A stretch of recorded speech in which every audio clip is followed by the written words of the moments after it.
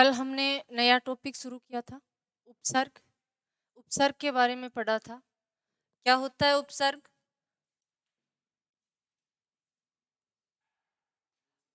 बिल्कुल, मूल शब्द के नजदीक जाकर नए शब्दों का क्या करना? निर्माण करना।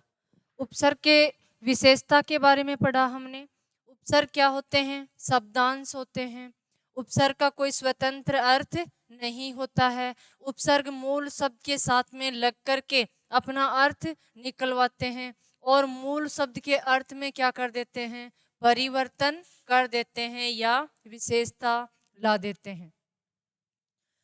उपसर्ग की परिभाषा की हमने बात की। शब्द के पूर्व में लगकर या प्रारंभ में लगकर या शुरू में लगकर उनके अर्थ में परिवर्तन कर देते हैं या विशेषता ला देते हैं, वे शब्दांश क्या कहलाते हैं? उपसर्ग कहलाते हैं। उसके बाद में हमने बात की कि उपसर्ग कौन कौन सी भाषा के होते हैं, कितने प्रकार के होते हैं। तो संस्कृत के उपसर्ग होते हैं, हिंदी के उपसर्ग होते हैं और विदेशी उपसर्ग उर्दू अरबी भाषा के उपसर्ग होते हैं। फिर हमने बात की कौन कौन से उपसर्ग होते हैं, या हमने संस्कृत भाषा के उपसर्ग कितने होते हैं। तो कितने होते हैं? संस्कृत भाषा के उपसर्ग 22 होते हैं। कल की क्लास में कुछ पढ़े थे। कौन कौन से पढ़ लिए थे? अति, अधि, अभी। 3 ही पढ़े। ठीक है, लिखा है नहीं? ठीक है, तो उपसर्ग की हेडिंग डाली कल। लिखो, परिभाषा लिख चुके थे। ठीक है, नीचे विशेषताएं लिखो। ये शब्दांश होते हैं, क्योंकि यहाँ से क्वेश्चन पुटअप होता है। उपसर्ग होते हैं, शब्दांश होते हैं।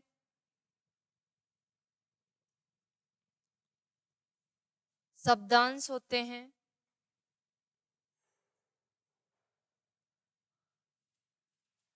मूल शब्द के प्रारंभ में लगकर, मूल शब्द के प्रारंभ में लगकर उसके अर्थ में परिवर्तन कर देते हैं, उसके अर्थ में परिवर्तन कर देते हैं।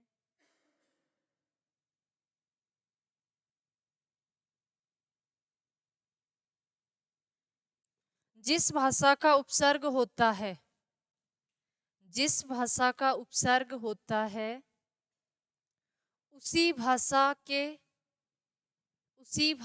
के शब्द के साथ लगता है, उसी भाषा के शब्द के साथ लगता है।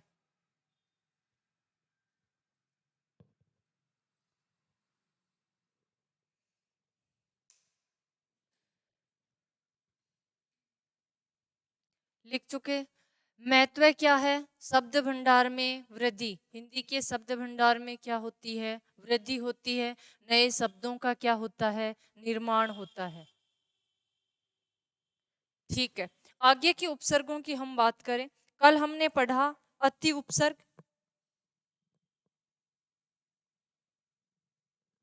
अधि उपसर्ग,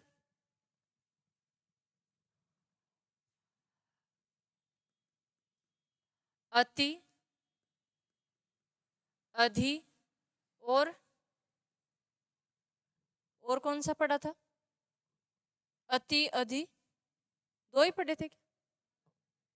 अभी, अभी वाला पढ़ लिया था। अभ्यास वगैरह पढ़ लिया था। अभ्युदय बिल्कुल है। अनु भी पढ़ लिया था। अनु के उदाहरण लिख रहे थे क्या? अन्वय लिखा था। ठीक है, अनुज है। अनुज में कौन सा उपसर्ग है? अनुधन जय। जय यानी जन्म लेना। अनुधन बाद में या पीछे। अनु का अर्थ होता है बाद में या पीछे।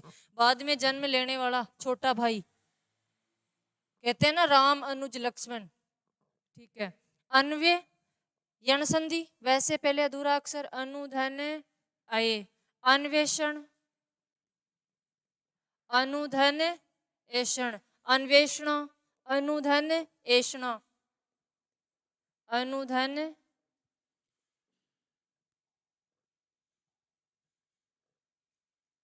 अन्वेषण, अन्वेषण।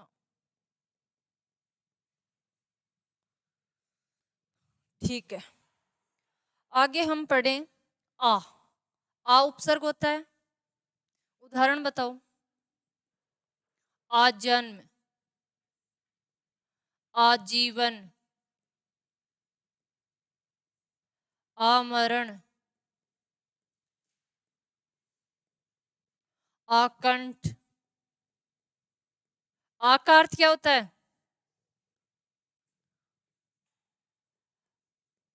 आतंक, आगमन,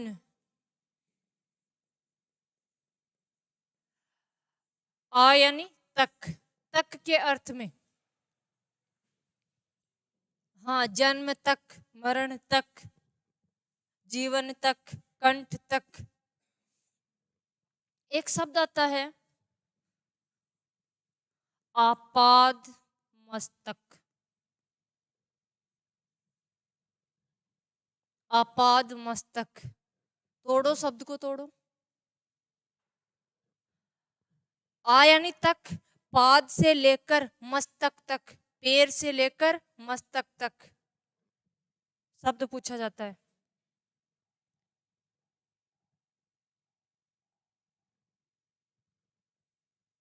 आपाद मस्तक।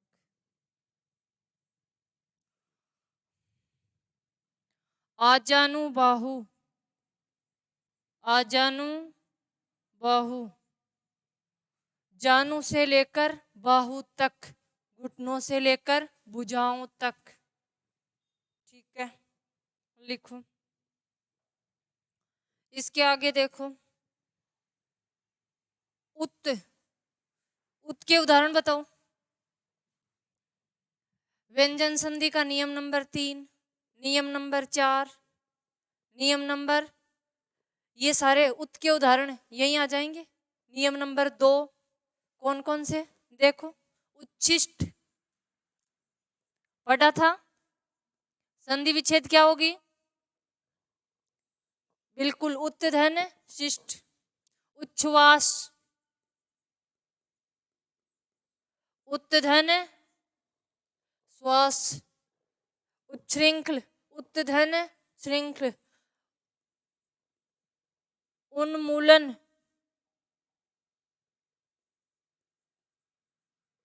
उन्मूलन, उत्तधन मूलन। उन्मत्त, उत्तधन मत। उड्डयन। नियम नंबर कौन सा है? नियम नंबर 3, डबल डे डबल चे दिखाई दे रहे हैं। उत्तधन डयन। उज्ज्वल, उत्तधन जवल। यानी कि बहुत सारे उदाहरण आप पढ़ करके निकले हो, पढ़ करके निकले हो। नियम नंबर 2 में, नियम नंबर 3 में, नियम नंबर 4 में पढ़ करके निकले हैं कि नहीं? 2 अनुनासिक दिखाई देंगे, वहां भी क्या बन रहा है? तय बन रहा है। ठीक है,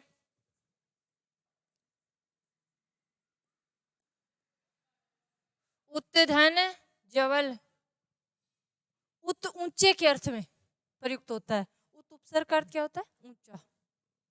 हाँ, उत्कर्ष, उत्तधन कर्ष। ऊपर, कर्ष यानी खींचना, उत यानी ऊपर, ऊपर खींचने वाला। लिखो।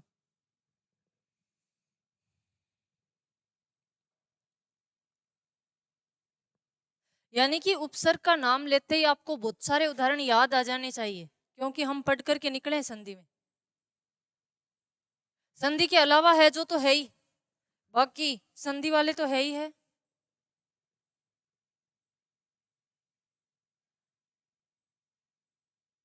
उद्यान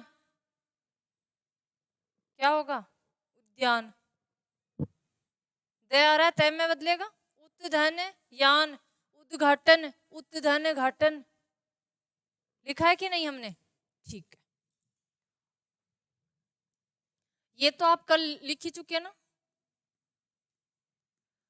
अध्यक्ष है, अध्याय है, अध्ययन है,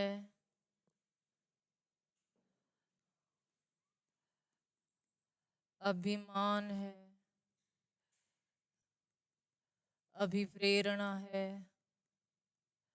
अभिभावक है,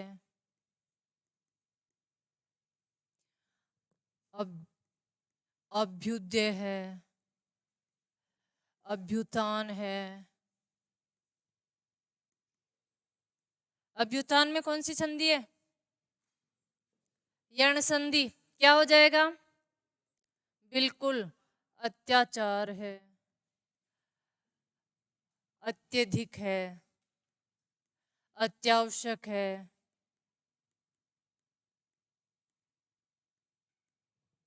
बाकी तो हम कल पढ़ ही चुके थे ना। अतिक्रमण है, अतिसार है। ठीक है, चलो लिख लो।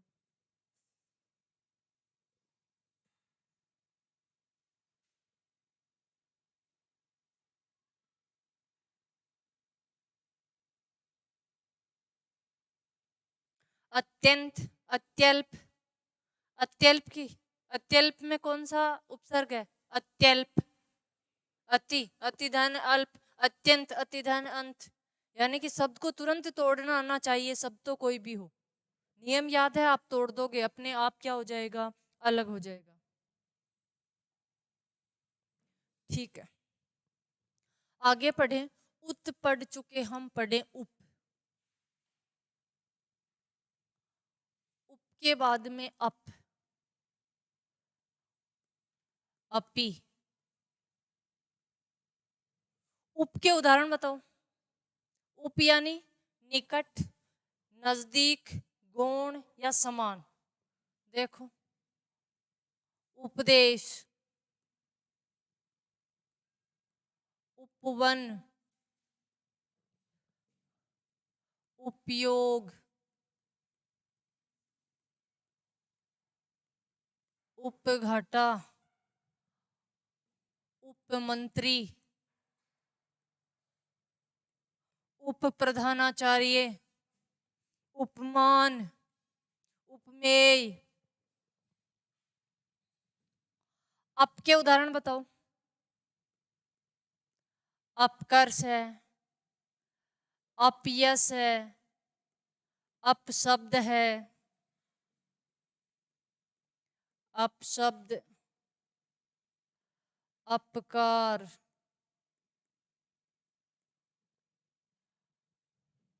अपी के उदाहरण बताओ। अपी का उदाहरण तो मैडम जी आवे ही को नहीं, थोड़ा घना ही है। कत्ता है अपिधान, अपितु, अपितु यानी कारण, अपिधान यानी ढकना। आगे देखो,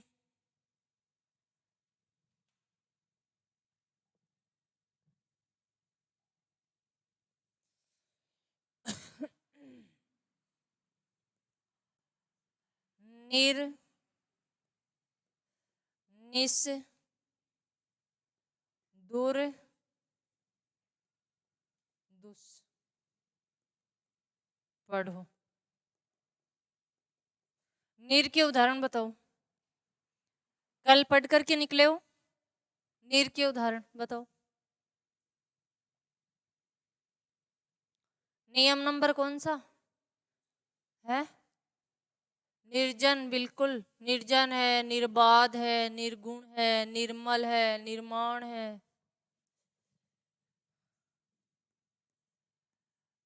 निर्मल, निर्गुण, निर्बाध, निर्जन।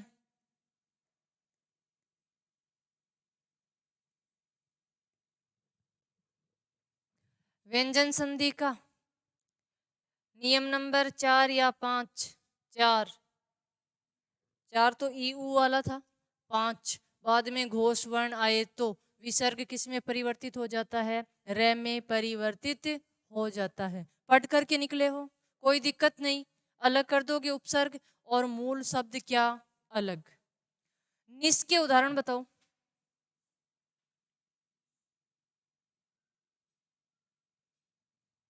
दंत्य स में कब परिवर्तित होता है?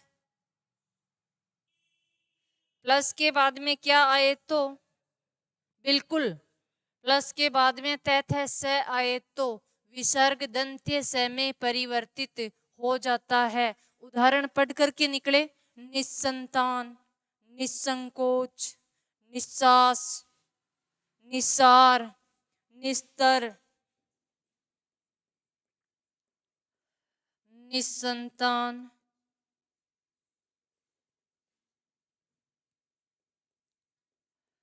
निष्फल,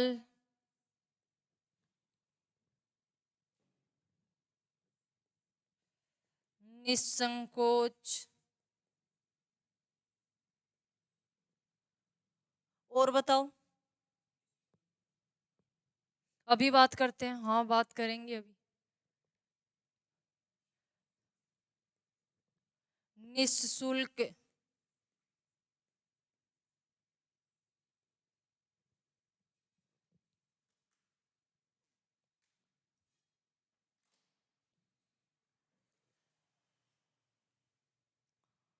दूर के उदाहरण बताओ। दुर्गुण,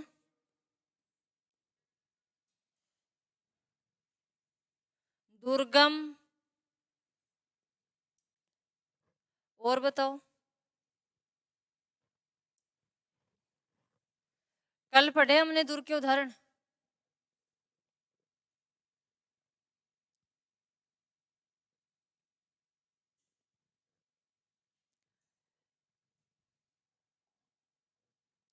दुष् के उदाहरण बताओ। दुस्साहस, दुशासन, दुशील, दुष्कर्म, दुष्प्रभाव, दुष्परिणाम,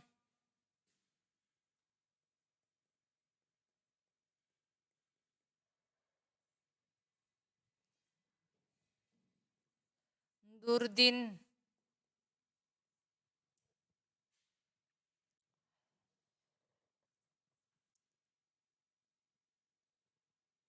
उदाहरण लिखे। ठीक है मैडम जी, प्रश्न किया आई अठाऊ।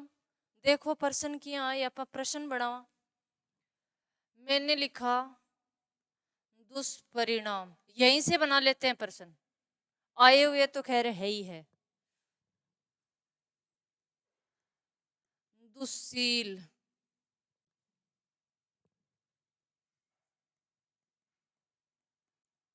दुस्साहस, उपयुक्त, सभी। प्रश्न है अपना, क्या दुस उपसर्ग है? कौन से ऑप्शन में दुस उपसर्ग है? प्रश्न बना लिया यहीं से अपन ने। कौन से ऑप्शन में दुस उपसर्ग है, ये देखना है आपको।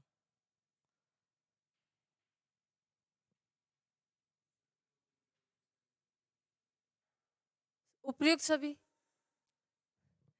मैडम जी सारा में दिख रहे है, सारा में दिख रहे है, क्योंकि उदाहरण भी सारा ही लिख दिया। उदाहरण भी क्या कर दिए, सारे लिख दिए। अच्छा पूछा क्या, दंत्य से। क्या पूछा, दंत्य से। उपसर्ग कौन सा होता है? यहां क्या लिखा, दुशील, दुस्साहस, दुष्परिणाम। संधि विच्छेद की थी क्या, दूधन परिणाम, दूधन शील, दूधन सास। विसर्ग किसमें परिवर्तित हो गया था, मूर्धन्य स में। किसमें, तालव्य स में। किसमें, दंत्य स में। यानी कि यहाँ ऑप्शन, अगर वो ऑप्शन 4 बना दे, यहाँ निम्न में से उपसर्ग है, दुस भी दें, दुस भी दें या उपरोक्त सभी।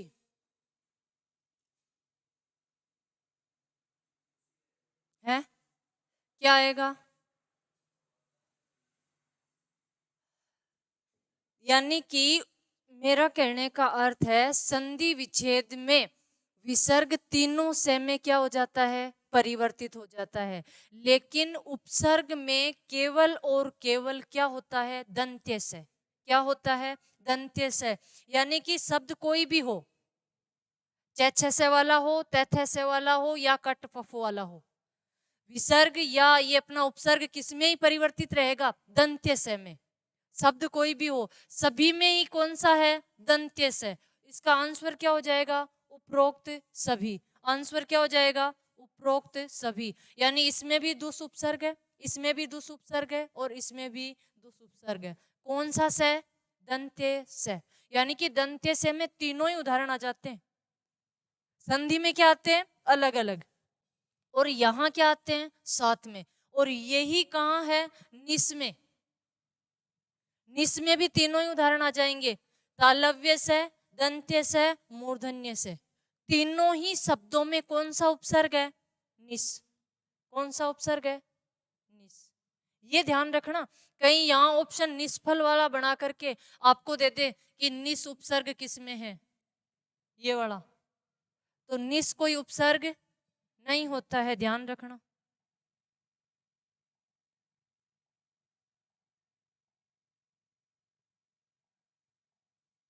देखो आगे, फर्स्ट ग्रेड में एक क्वेश्चन पूछा गया था पिछली बार फर्स्ट पेपर में। क्या? निश्चिंतता और उपसर्ग पूछा था उसमें। निश्चिंतता में उपसर्ग पूछा था और ऑप्शन क्या थे मैं बात करूं, उसने ऑप्शन दिए कौन से? निस, निस, निह और उपयुक्त में से कोई नहीं। उपयुक्त में से कोई नहीं या उपयुक्त सभी, कुछ भी दे सकता है वो, चौथा ऑप्शन कुछ भी बनाए। शब्द क्या था? निश्चिंतता। तो चैच आ रहा है, चिंतता, कुछ शब्द ऐसा ही था, निश्चिंतता। अधूरा चय है, चैच से आ रहा है, तो विसर्ग किसी में परिवर्तित हुआ? तालव्य से में हुआ। ठीक है, अब उसने ऑप्शन दिए ये। अब आप बताओ अपना आंसर क्या होगा?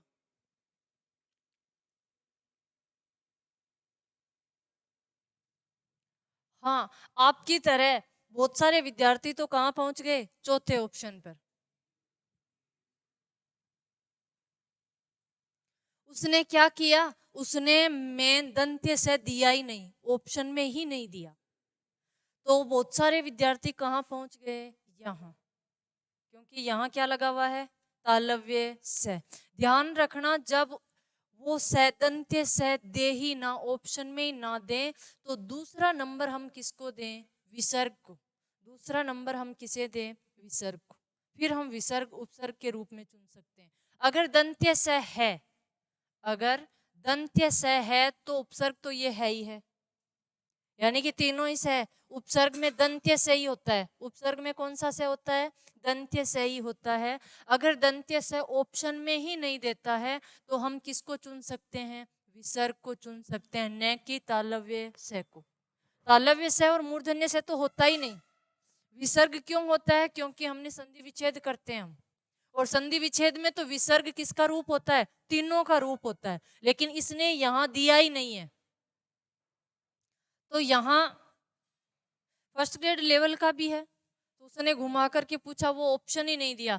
यानी कि आजकल के जो आंसर है वो कहाँ डिपेंड करते हैं? ऑप्शन पर। कहाँ डिपेंड करते हैं? ऑप्शन पर डिपेंड करते हैं। इसलिए चारों ऑप्शन चेक करके उसके बाद में हमें क्या करना है? आंसर करना है। ठीक है, आगे हम उपसर्गों की बात करें।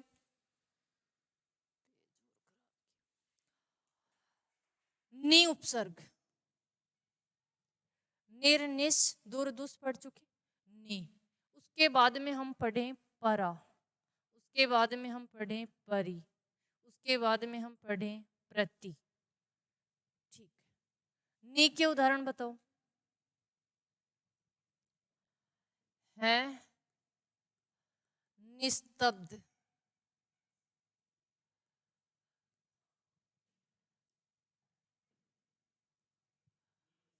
है नीरस, निरोग, नीरव, निरंध्र। यहां तो क्या आ जाएगा? विसर्ग। निधन, रोग रहित। नहीं नहीं, ये उदाहरण नहीं आएंगे, विसर्ग हो जाएगा यहाँ। विसर्ग हो जाएगा तो फिर निर निकलेगा ना।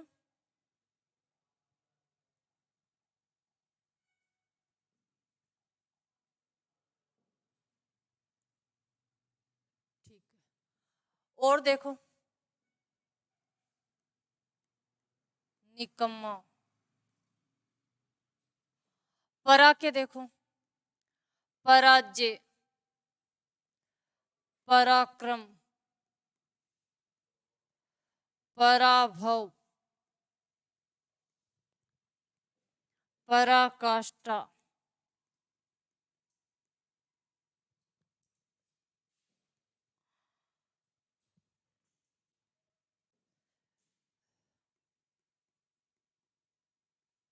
प्रश्न आया था पराजय, पराभव, पराश्रम और पराकाष्ठा। परा उपसर्ग नहीं है, परा उपसर्ग नहीं है। किसमें नहीं है? पराश्रम। पराश्रम में क्या है? शब्द को तोड़ो देखे। परधन आश्रम, क्या अर्थ होता है पर का?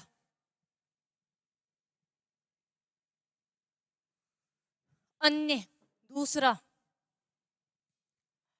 परधन आश्रम, दूसरा आश्रम। पराश्रित, दूसरों पर आश्रित। पराधीन, परधन अधीन, दूसरों पर अधीन। देखने पर हमें क्या लग रहा है? परा। पराश्रित, परा। पराधीन, बहुत बार पूछा जाता है पराधीन वाला, और दिखाई क्या देता है? परा। लेकिन तोड़े तो परधन अधीन, दूसरों के अधीन, वही क्या होता है? पराधीन। परोपकार, परधन उपकार, दूसरों पर किया गया उपकार। तो ये ध्यान रखना है। 3 ऑप्शन इसके, 1 ऑप्शन दूसरा, बनाते क्या हो गया? प्रश्न हो गया। ये ध्यान रखना। पराश्रम में परा उपसर्ग नहीं है। पर्यावरण, पर्यटन, पर्यंक, पर्यंत,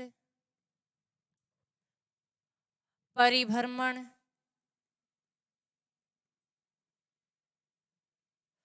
परि का अर्थ क्या होता है? चारों ओर। ठीक है। प्रति, सामने, प्रतिगामी, प्रतिद्वंदी, प्रतिमा, प्रतीक्षा, प्रतिधन, इच्छा, प्रतिज्ञा, प्रतिध्वनि, प्रति का अर्थ सामने। ठीक है। प्र, प्र के उदाहरण बताओ। प्रताप, परकर्म, प्रकाश, प्रयोग,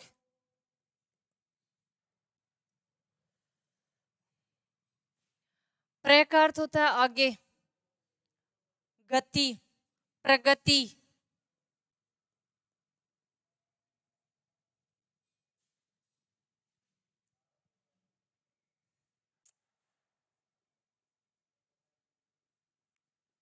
वि सम सु। वी के उदाहरण बताओ। व्याकरण, व्यापार, विधन आधन पार है, विषम,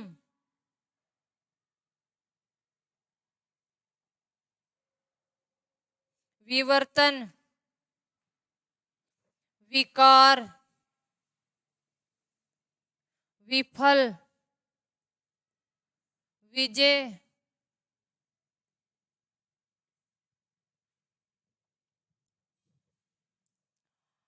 सम के उदाहरण बताओ। बिल्कुल, संयोग, संभव, संविधान, संरक्षक,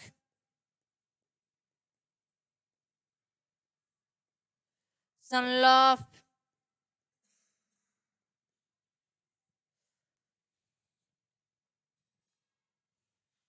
सु के उदाहरण बताओ। सु यानी अच्छा, सुकवि, सुपाच्य, सुशील। सुशील का अर्थ क्या होता है? हैं? अच्छे आचरण वाला, बिल्कुल। सुयोग्य, अच्छा एक शब्द आता है, लिखा भी होता है, सुस्वागतम। तोड़ो देखे इस शब्द को। शायद मैंने चर्चा भी की है, नहीं की? नहीं की। शब्द को तोड़ो।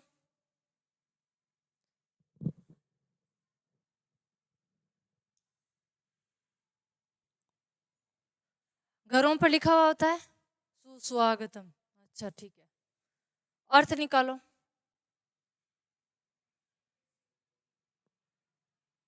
सु तो है ही है, निकल ही जाएगा। सु यानी अच्छा, उपसर्ग तो निकल ही गया। आगे क्या दिखाई दे रहा है? स्वागत। स्वागत में कौन सी संधि है? यण संधि। वापस क्या निकल गया?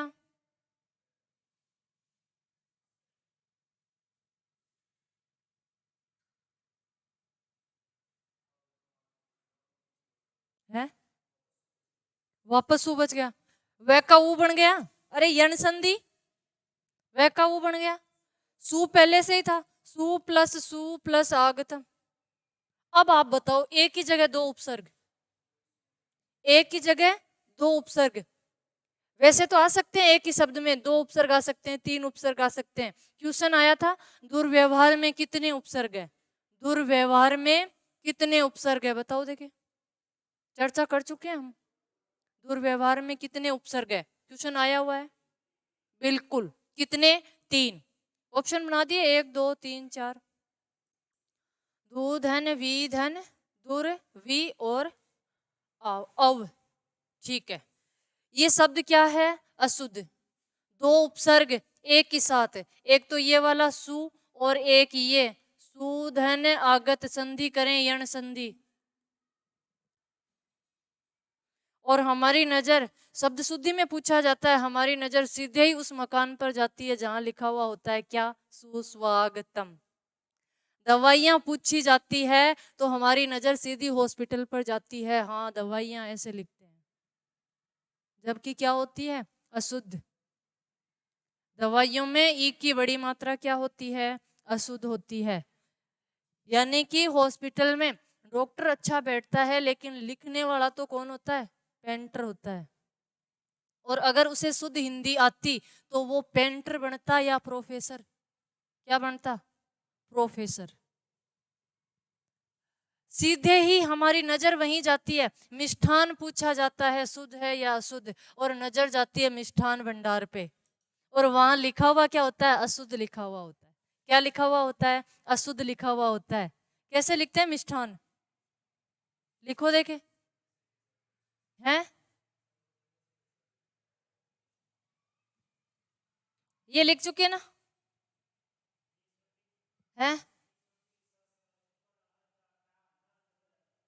एक सेकंड, आपका कहने का अर्थ है कैसे लिखते हैं? ये मी छोटी, ये अच्छा टा,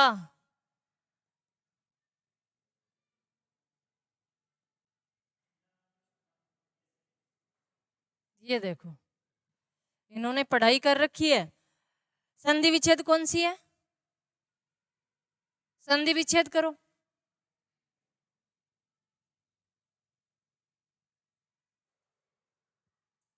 हो जाएगा, हो जाएगा। निकालो आग की ध्वनि बाहर निकालो, आग की ध्वनि बाहर निकालो। टा में से आ निकाल लिया। मिष्ट धन अन, ए धन ए बराबर आ। अरे दीर्घ संधि, यण वहां नहीं जाना है, व्यंजन पर नहीं जाना है, अर्थ निकालना है। व्यंजन पर नहीं जाना है, अर्थ निकालना है। मिष्ट धन अन, मीठा है जो अन। अरे मिठाई किसकी बनती है? अन्न को ही तो मीठा किया जाता है, उसे आकार दे दिया जाता है, आकृति दे दिया, गोल आकृति देते हैं, रसगुल्ला, गुलाब जामुन। बाकी है तो क्या, मीठा अन्न ही तो है। मीठा है जो अन्न, और नजर ये शुद्ध है। मिष्ट धन अन्न, अर्थ निकल रहा है। मिष्ठान अशुद्ध है, ध्यान रखना। और मिष्ठान भंडार पर कैसा लिखा हुआ होता है? आधा न भी नहीं लगाते, सीधा ही मिष्ठान।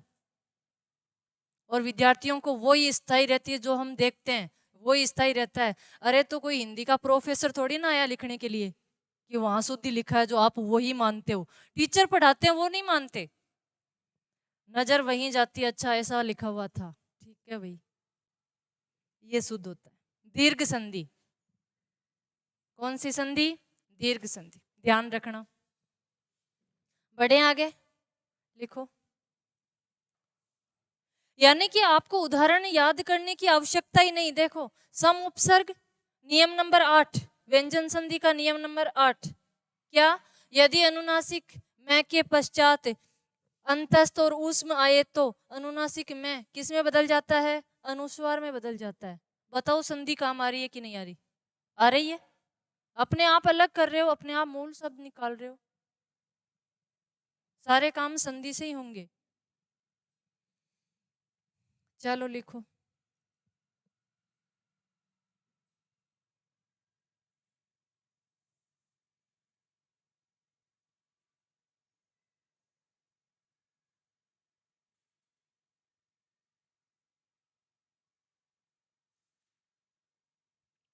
तत्सम शब्द क्या होते हैं? तत्सम, तद्भव क्या होते हैं? तत्सम संस्कृत वाले होते हैं, जो संस्कृत से ज्यों के त्यों लिए गए, क्या कहलाए? तत्सम।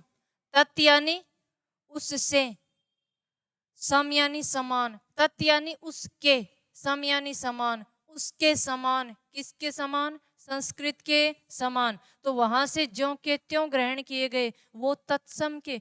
ये तत्सम के उपसर्ग पढ़ रहे हैं, कहीं क्वेश्चन बदल करके आ जाए, निम्न में से तत्सम का उपसर्ग है, निम्न में से तत्सम का उपसर्ग है। और आप देखते रहो कि हमने संस्कृत का पढ़ा था, हिंदी का पढ़ा था, उर्दू का पढ़ा था, तत्सम का तो हमने पढ़ा ही नहीं।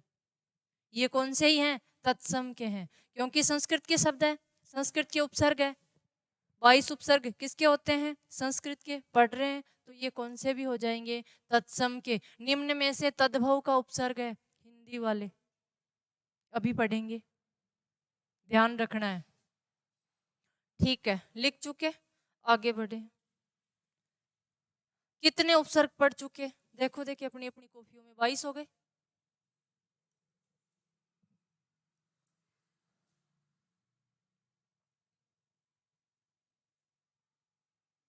हैं 21 हुए। एक कौन सा उपसर्ग छूट गया? अव। कौन सा नहीं पढ़ा हमने? अव नहीं पढ़ा, तो पढ़ो, अब पढ़ते हैं। है बिल्कुल, अवसर है, अवमानना है। अव का अर्थ होता है बुरा, हीन। अवसर, अवमानना, अवगुंठन। और बताओ, अवधान, अवरोध, और बताओ।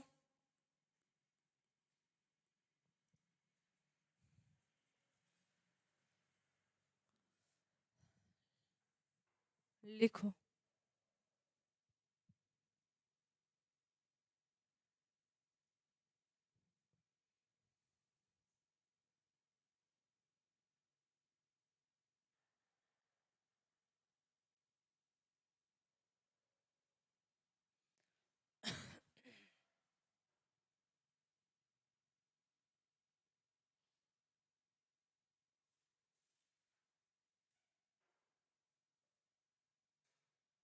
लिख चुके।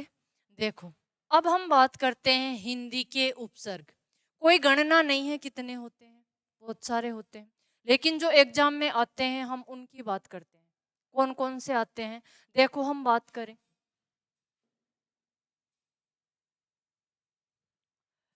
हम पढ़ें हिंदी के उपसर्ग, यानी कि तद्भव के उपसर्ग।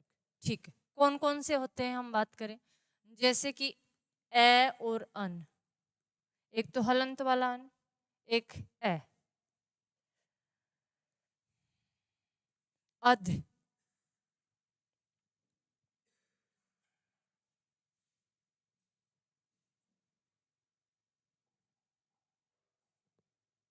अच्छा पेज आगे निकाल लिए मैंने, वापस निकालो, ज्यादा तो नहीं निकाल लिए, बेक कर ले है ना।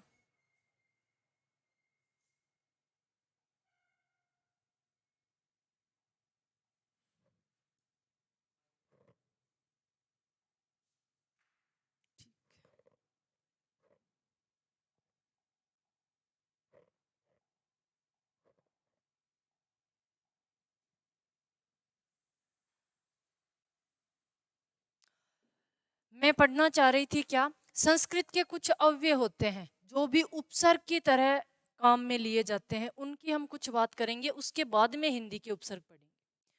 कौन कौन से होते हैं देखो, संधि में हम पढ़ चुके। एक होता है अंतः और अंतर। अंतर का ही वही अर्थ है, विसर्ग का रे बनता है। ठीक है, एक होता है पुनः और पुनर। पुनर का ही वही अर्थ होता है, विसर्ग किस में बदलता है, रे में बदलता है। ठीक है, एक होता है, देखो इसकी बात करें, अंतः की हम बात करें, अंतःकरण।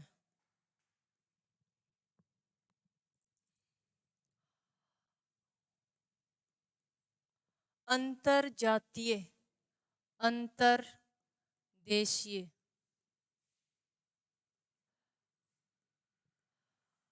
अंतर्ध्यान।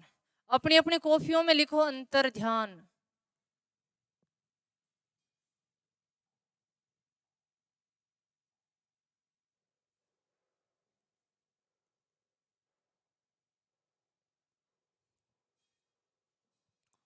लिख चुके। अंतर्धान या अंतर्ध्यान शब्द क्या होता है,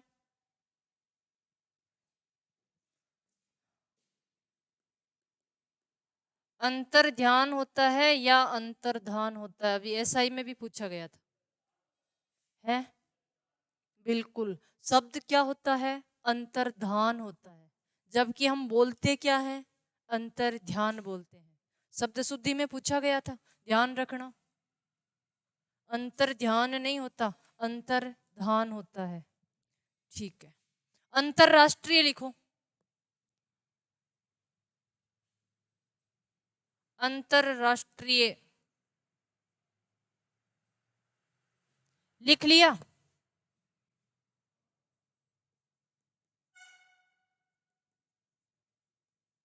ऐसे ही लिखा है क्या, है या ऐसे लिखा है या ऐसे लिखा है, कैसे लिखा है बताओ। देखिए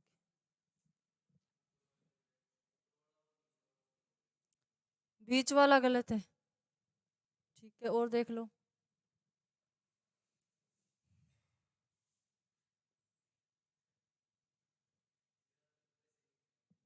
बिल्कुल, अखबार में, किताबों में हम यही लिखा हुआ पाते हैं। अंतर कहाँ है, ध्यान कहाँ, देखो ये रहा अंत्य या अंतर।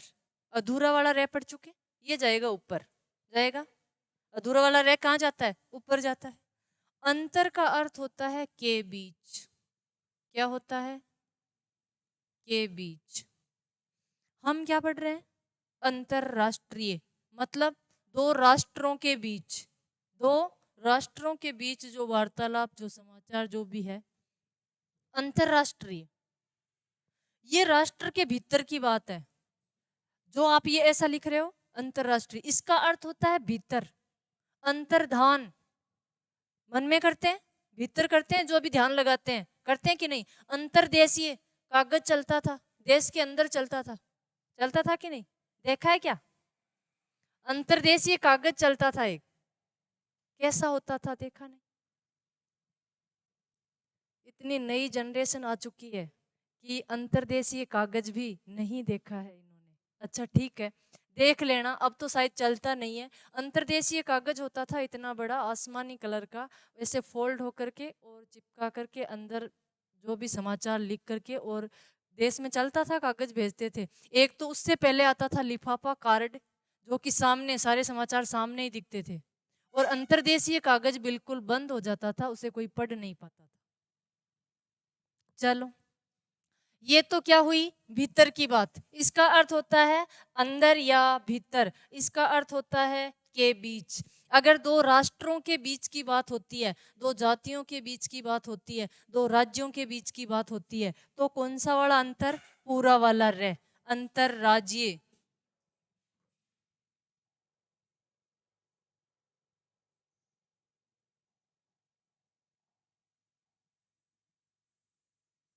क्यों नहीं मिट रहा भाई, मिट गया है।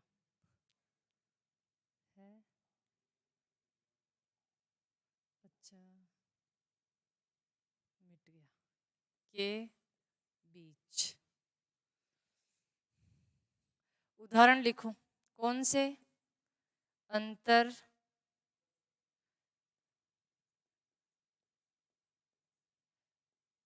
अंतरराष्ट्रीय, अंतरराज्यीय, अंतरराज्यीय, अंतर जातीय। पुनर् के उदाहरण बताओ। पढ़ चुके, पुनर्जन्म, पुनर्निर्माण, पुनरुक्ति, पुनर्धन उक्ति, पुनर्धन उक्ति, पुनरुत्थान, पुनरुत्थान, पुनर्धन उत्थान।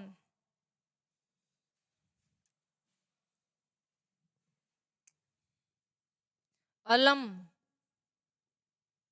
अलम यानी सुंदर, बात की थी। अलंकार,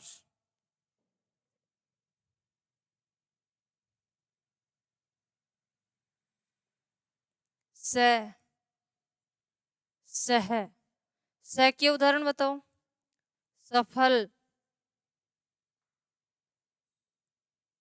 सरस,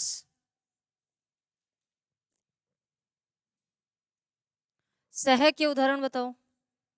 बिल्कुल, सहयोग, सहपाठी, सहकारी। ठीक,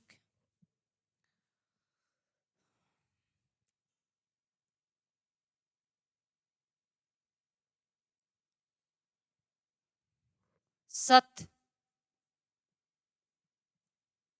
सत के उदाहरण बताओ। सज्जन, सद्ज्ञान, सदगति,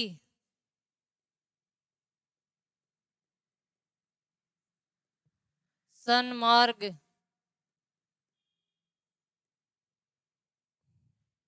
सतधन मार्ग, सतधन गति, सतधन जन, सतधन ज्ञान।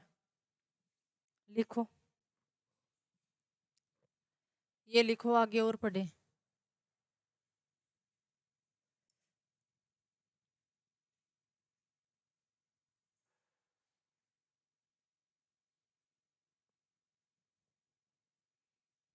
अंतर्यामी,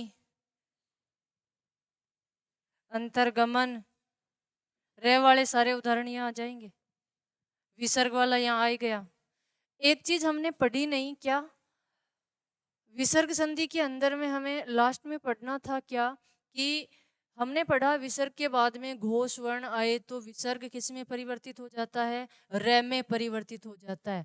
यदि घोष के अलावा अघोष वर्ण आए तो विसर्ग ज्यों का त्यों रहता है, विसर्ग ज्यों का त्यों रहता है। अंतःकरण हिंदी में भी ऐसे ही लिखते हैं, प्रातः काल ऐसे ही लिखते हैं, पे पान ऐसे ही लिखते हैं, रजोकण, बात की नहीं, ध्यान में नहीं रहा, आगे कर लेंगे। आगे देखो,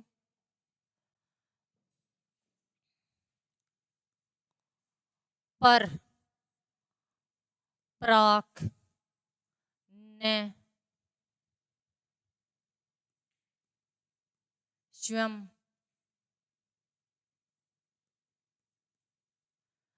बहिर, बहिस, तिरह, तिरस। उदाहरण बताओ।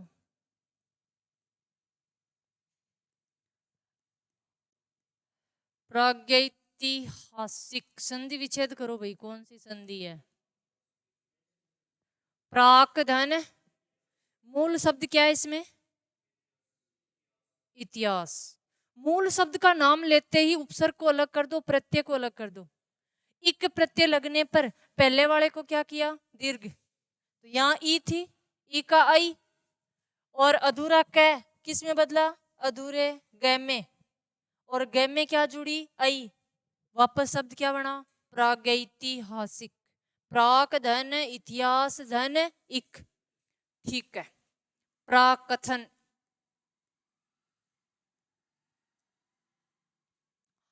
पर के उदाहरण बताओ। बिल्कुल, परोपकार, पर धन उपकार, परहित, परदेश,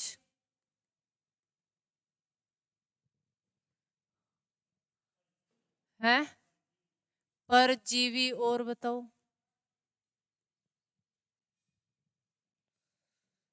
न के उदाहरण बताओ। नपुंसक,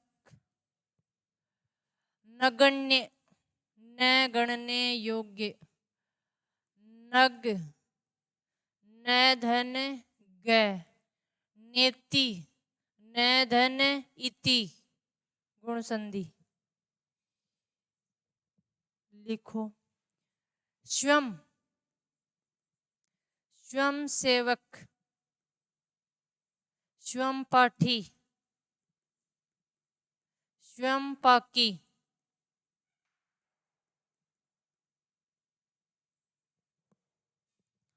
बहिर्गमन,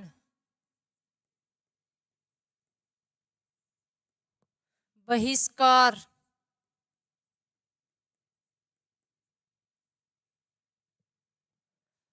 यहां क्या पढ़ा?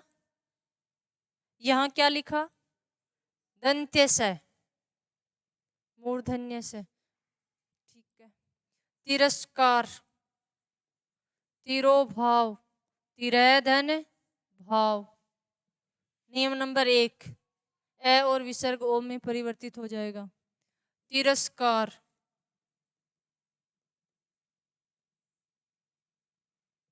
ठीक है। और क्या बच गया? पूरा, एक पूछा जाता है पूरा, पूरा काल,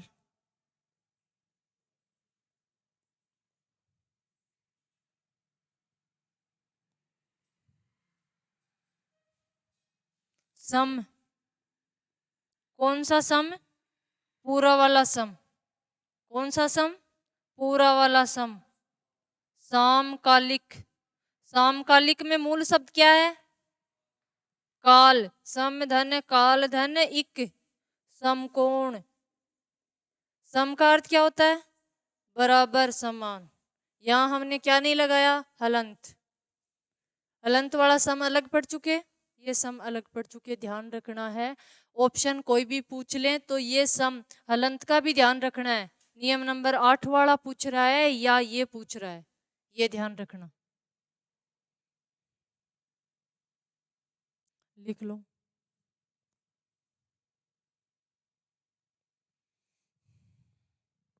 चिर, चिरस्थायी, चिरायु, चिर परिचित। चिर भी पूछा जाता है। चिर यानी लंबा, लंबे समय तक। और क्या बचा हो गया होगा शायद। चिर और लिख लो एक।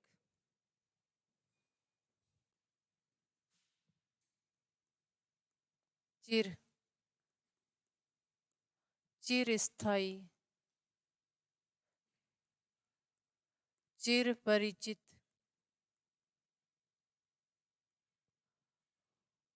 चिरायु, लंबी आयु। लिखो।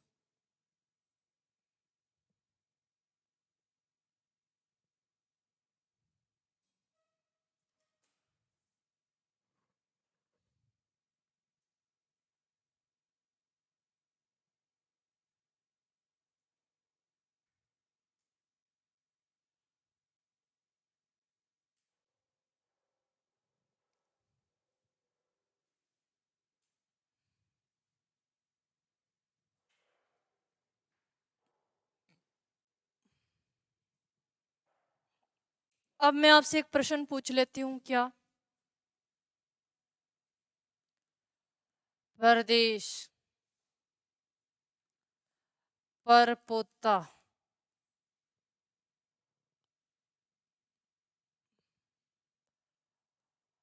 परदादा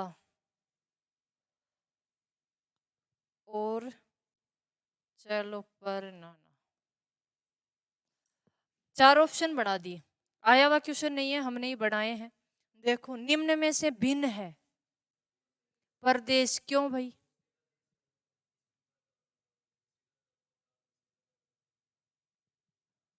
फिर यहां अर्थ क्या हो जाएगा? यहां भी पर ही लगा हुआ है, यहां भी पर ही लगा हुआ है।